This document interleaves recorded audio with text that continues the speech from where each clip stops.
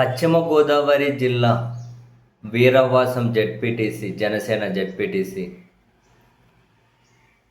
నన్ను మోసం చేశారు అని, 2 సంవత్సరాల పాటు సహజీవనం చేశాము అని, నా డబ్బు బంగారం అంతా తీసేసుకున్నాడు అని, తర్వాత నన్ను దారుణంగా కొట్టేవాడు, హింసించేవాడు అని చాలా ఫోటోలను బయటపెడుతూ ఒక మహిళ ముసుగట్టుకుని ఒక వీడియో కూడా రిలీజ్ చేశారు. అయితే ఆ తర్వాత ఆ మహిళ ఆయన మీద కేసు పెట్టేకని వెళ్తే పోలీసులు నిర్లక్ష్యంగా వ్యవహరించారు అని, అధికార పార్టీ కూటమిలో ఉన్న అంటే వాళ్ళ అధికార కూటమిలో ఉన్నారు కాబట్టి వాళ్లకు వత్తాసు పలికి ఈ మహిళ గురించి పోలీసులు పట్టించుకోలేదు అని పొద్దున్నే పత్రికల్లో వార్తలు కనిపిస్తూ వచ్చాయి. ఇదేమీ పెద్ద ఆశ్చర్యం అనిపించలేదు.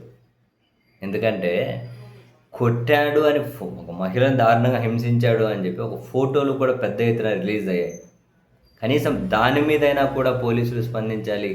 ఒక మహిళ మీద ఈ స్థాయి దాడి, హింస జరిగిన తర్వాత అయినా కూడా పోలీసులు నిర్లక్ష్యంగా వ్యవహరించారనే పత్రికల్లో వార్తలు చూసినా కూడా అంత చూసినా నాకేమీ ఆశ్చర్యం అనిపించట్లేదు. ఎందుకంటే పోలీసుల మీద ఆ స్థాయి నమ్మకమే బహుశా కారణం కావచ్చు. నాకు చాలాసార్లు అబార్షన్ చేయించారని, అబార్షన్ చేసిన ఆసుపత్రితో సహా ఆ జనసేన ఏమంటారు రైల్వే కోడూరు ఎమ్మెల్యే మీద ఒక మహిళ అన్ని వీడియోలు రిలీజ్ చేస్తే, అన్ని ఫోటోలు రిలీజ్ చేస్తే, అంత తతంగం నడిపిస్తే, పైగా ఆ మహిళనే పోలీసులో చేతిలో ఉన్న లాఠీలు తీసుకొని నడి రోడ్డు మీద కొడుతూ ఉన్నా కూడా పోలీసుల స్పందన ఎలా ఉందో మనం చూస్తూ ఉన్నాం కదా. అటువంటిప్పుడు మరి ఈ విషయంలోనైనా పోలీసులు అంతకుమించి మరో రకంగా స్పందిస్తారు అని చెప్పి మనమేం అనుకునే ఆస్కారం కూడా లేదు. బేసిక్గా ఎక్కడైనా కనుక మహిళల మీద దాడి, లైంగిక వేధింపులు, హింస, అత్యాచారాలు, హత్యలు, చిన్నపిల్లల మీద అత్యాచారాలు ఇటువంటివి చాలా సీరియస్ ఎపిసోడ్లుగా ఉండేవి. ఈ మధ్యకాలంలో రెగ్యులర్గా జరుగుతూ ఉన్నాయి. అధికార పార్టీల్లో కీలకంగా ఉన్న వ్యక్తులే వాటిని లీడ్ చేస్తూ ఉండే పరిస్థితి కనిపిస్తూ ఉన్నప్పుడు ఇంకా దాని గురించి ఎవరు పట్టించుకోవడం ఆపేశారు. ఎందుకంటే వ్యవస్థలు పట్టించుకోవట్లే, అధికార పార్టీలు ఎక్కువ మీడియా ఉంది కాబట్టి వాళ్ళు పట్టించుకోవట్లే.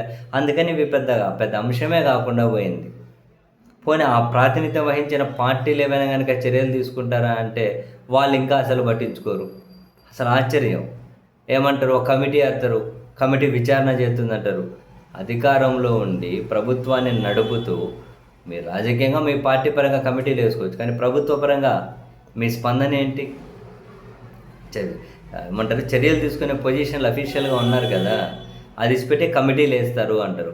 ఆ కమిటీలో ఉన్న వాళ్ళు వస్తారు వరకే అప్పటికప్పుడు డాంచడం కోసం. ఇప్పుడు జనసేన పార్టీ అన్నింటిలో కమిటీలు వేస్తారంటారు.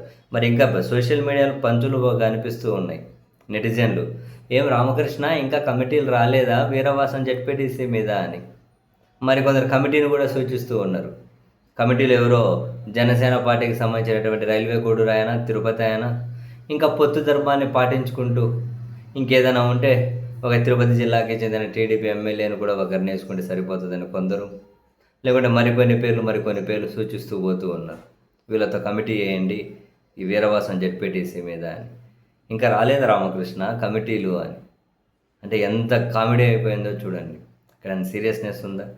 కనీసం ఆ పార్టీ అఫీషియల్గా స్పందిస్తుందా? అంటే ఆ పార్టీ కార్యకలాపాలకు ఇది తేలేంతవరకు దూరంగా ఉండాలి. అది తెలియదు ఉండదు, పెట్టేది ఉండదు. మళ్ళీ వారం గడిస్తే మళ్ళీ పార్టీ కండువాలు వేసుకొని వాళ్ళు అవే కార్యకలాపాల్లో పాల్గొంటూ ఉంటారు. మహిళలను హింసిస్తున్నారన్నా, అబార్షన్లు చేస్తున్నారన్నా, దాడి చేశారు అన్నా, కొట్టిన ఫోటోలు కనిపిస్తూ ఉన్నా సీరియస్గా స్పందించే పరిస్థితి కూడా లేకపోతే ఏం మాట్లాడుకోవాలయా?